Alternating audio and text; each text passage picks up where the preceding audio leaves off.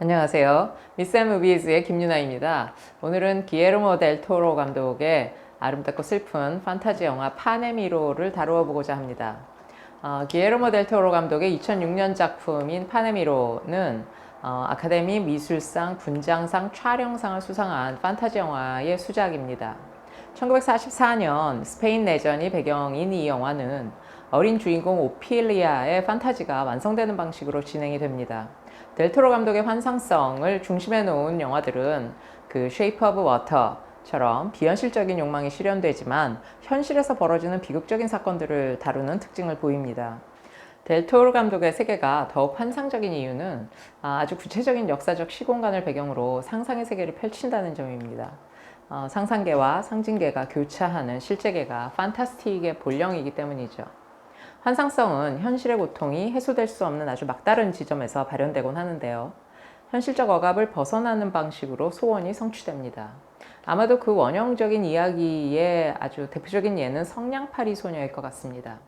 성냥을 다 팔지 못하면 집으로 돌아갈 수 없는 어린 소녀는 춥고 배가 고파서 거리에서 그 팔리지 않는 성냥을 켭니다. 성냥불의 환상은 따뜻한 난로, 맛있는 음식, 또 크리스마스 추리, 예쁜 옷 이런 것들을 만들어내지만 그 환상들은 아주 이내에 쓰러지고 말죠.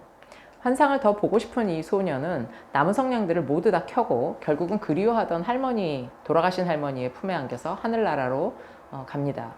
사실 현실에서 일어난 일은 크리스마스 이브에 아주 헐벗고 굶주린 성냥팔이 소녀가 얼어 죽은 것이죠.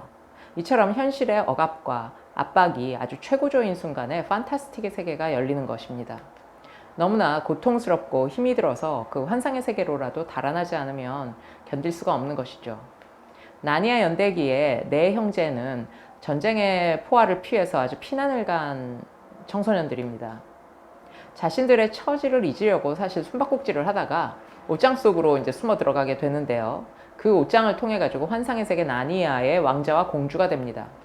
전형적인 가족 로망스를 보여주는 장면인데요. 정신분석학을 주창한 프로이트는 아이들이 자신의 환경과 세계를 완강하게 부인하면서 가족에게 환상을 가지는 어떤 과정과 이것을 벗어나는 현상을 가족 로망스라는 개념으로 설명합니다. 자신은 원래 훌륭한 왕과 왕비의 자녀인데 뭔가가 잘못돼서 못난 부모 아래 살고 있고 그들은 진짜 자기 부모가 아니라는 식이죠. 인간 정신의 어떤 발달 과정 중에 하나로 청소년기의 그 아비부정, 아버지를 부정하는 그 아비부정은 그 예입니다. 완벽한 그 상상의 아비를 만들고 그것을 믿는 것으로 자신의 현실을 부정하는 것이죠. 물론 그 과정은 점차 나이가 들면서 벗어나게 됩니다. 자기가 왕자나 공주가 아니라는 것을 깨달아가는 과정, 그게 이제 성숙해 가는 과정인 셈이죠. 이 가족 로망스가 완벽하게 성취되는 이야기가 안데르센의 미운 우리 새끼입니다. 자신은 원래 아름답고 아주 우아한 백조인데 뭔지 문제가 생겨가지고 우리네 집에 태어난 거죠. 온갖 핍박을 받지만 종국에는 아주 아름다운 백조가 되어서 날아가는 이야기. 그게 이제 안데르센의 천민 출신으로서의 그 평생 신분 상승을 꿈꿨던 그런 욕망에 사로잡혀 있던 인물이라는 해석을 가능하게 합니다. 자, 미운 오리 새끼는 그의 소원 성취가 이루어지는 이야기죠. 똑같이 파네미로의 그 오피리아는 자신이 지하세계를 도망쳐 나온 그 공주라고 믿습니다. 오피리아의 가족 로망스는 죽어서 자기의 세계로 돌아가서, 그러니까 공주로 자기 세계로 돌아가는 그런 것으로 완성이 되는 것입니다. 현실 세계에서 벌어지는 일은 사실 그 의붓아버지의 총에 맞아서 오피리아가 죽는 것이지만 그녀는 사실 불행하지 않습니다. 아주 완벽하게 판타지의 세계 속으로 진입하는 것이죠. 문지방을 넘어가야 펼쳐지는 그 스페셜 월드, 특별한 그 세상이 그녀의 세상이면서 판타지 왕국의 어떤 영토입니다. 추방된 공주라는 신화 모티프는 여러 신화들에서 찾아볼 수가 있습니다. 우리가 잘 아는 선녀와 나무꾼 이야기도 그 같은 계통의 이야기라고 할 수 있습니다. 신화소를 살펴보면 선녀에게는 나무꾼보다는 사실 사슴이 더 중요한 것 같습니다. 추방된 공주와 사슴이 짝패인 경우가 아주 많죠. 그래서 하늘에서 추방된 공주가 사슴을 타고 지상으로 내려오는 그 에벤키족의 신화나 또 관녀 유아나이가 흰 개와 정을 통한다는 아이누 신화도 이 사슴이 개로 변형되어 있는 것처럼 보입니다. 공주가 타는 사슴, 공주가 타는 흰 개, 이런 것들을 생각해 보면 관녀, 유아나이라고 했던 그 관녀가 누군지 생각을 하게 하는 것이죠. 머리에 관을 쓴 여자, 뭐 얼굴에 가면을 쓴 공주, 뭔가가 떠오르지 않으세요? 그렇습니다. 하늘과 지상을 연결하는 샤먼 공주, 원령 공주가 생각납니다. 사슴신의 숲을 지키는 흰 개들과 그 환한 달밤에 이렇게 키가 이렇게 목이 쭉 늘어나서 자라나는 우주목, 그게 이제 거인신 데이다라보치가 되어가는 그 사슴신의 이미지입니다. 그게 얼마나 신화적인지 우리 알 수 있죠. 프랑스의 신화학자 질베르 듀랑의 낮체계와 밤체계는 이러한 신화의 상징 세계를 잘 설명해 줍니다.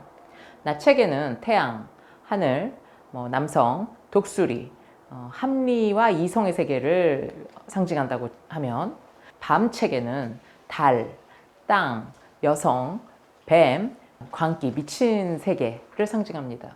그리고 그 체계는 대꾸를 이루고 있습니다. 오피리아의 왼쪽 어깨에는 달 모양의 그 무늬가 있고요. 그녀의 엄마 카르멘은 아기를 임신해서 만삭의 몸입니다.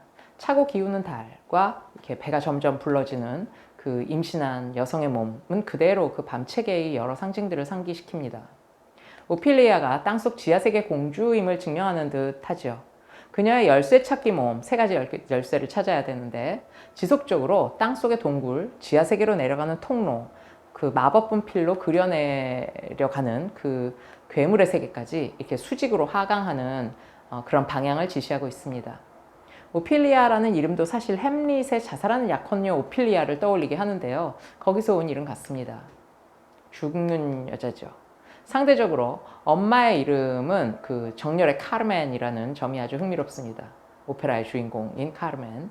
그래서 오피리아가 자신의 세계로 돌아가기 위해서는 그 얻어야 하는 그 3가지 열쇠가 있는데, 그 이제 첫 번째가 다 죽어가는 나무 아래 살고 있는 아주 집채만한 두꺼비의 입에서 그 열쇠를 꺼내는 게 그 첫 번째입니다. 밤체계의 뱀이나 두꺼비는 동일한 동물 상징이라고 할 수 있습니다. 우리의 그 동이계 신화로 알려진 예의 아내 항아가 남편을 버리고 월궁으로 이제 날아서 도망가고 거기서 두꺼비가 되었다. 이런 이야기도 사실은 밤체계의 그 상징들을 아주 잘 보여주는 이야기들입니다. 그러니까 두꺼비 입에서 열쇠를 꺼내는 그 오피리아에게 사실 필요한 것은 용기죠. 그 껌껌한 속으로 들어가야 되고 엄청난 큰 두꺼비한테서 열쇠를 빼내야 되기 때문에. 또 2번째 열쇠는 마법 분필로 그 열고 들어간 세계에서 자신의 식욕을 참아야 합니다. 하지만 유혹을 이기지 못하고 그 포도를 하나를 이렇게 입에 넣게 되죠. 아마 이것이 그 지하세계 공주인 모안나, 오피리아가 추방되어서 인간 세계로 오게 된 그 어떤 원죄에 해당하는 듯 합니다. 그 포도 하나를 먹음으로써 자신을 도와주던 요정들을 괴물에게 이렇게 잡아먹히게 만듭니다. 그 포도를 먹는다는 행위는 마치 금지된 선악과를 따먹는 것 같습니다. 그 선악과를 따먹고 아담과 이브가 에덴 동산에서 이렇게 추방되죠. 그 박재상이 썼다고 하는 그 부도지라는 책에는 그 지유를 먹던 마고성의 사람들이 그 타락의 열매인 포도를 먹기 시작을 하면서 그 오염이 돼가지고 그 마고성을 뿔뿔이 흩어져가는 모습을 그리고 있습니다. 마치 그 바벨탑이 무너져서 더 이상 인류가 하나의 언어로 소통하지 못하는 그런 세상이 된 것과 유사한 그런 통합된 세계의 분열을 보여주는 것이죠. 늘 그 대가는 큽니다. 그래서 그 마지막 열쇠가 필요하죠. 그 마지막 열쇠는 그 판이 그 어린 갓난아기를 데려오기를 요구를 합니다. 그런 어떤 희생이 요구되죠. 판은 오피리아에게 그 아기를 원했는데, 갓난아기 동생이요, 순수한 피가 필요하다고 말을 합니다. 하지만 오피리아는 자기 동생을 그렇게 할 수가 없어요. 그래서 자기 동생이 아니라 그 아기를 지키기 위해서 자기 스스로 희생을 하게 됩니다. 사실 순수한 피는 그 자기 희생을 자초하는 그 오피리아의 피이죠. 결론적으로 본래의 세계로 돌아가는 그 길, 자기 지하세계, 자기의 원래 있던 곳으로 돌아가는 그런 어떤 방법은 사실 죽음을 통해서만 가능해 보입니다. 죽어야 사는 역설 같기도 합니다. 이 3가지 열쇠를 다 찾고 본향으로 돌아가는 오피리아는 스스로 자신이 지하세계의 공주 모안나였다는 것을 증명한 것이죠. 오늘은 기에르모 델 토로 감독의 파네미로의 그 신화 상징들을 살펴보았습니다. 들어주셔서 감사합니다.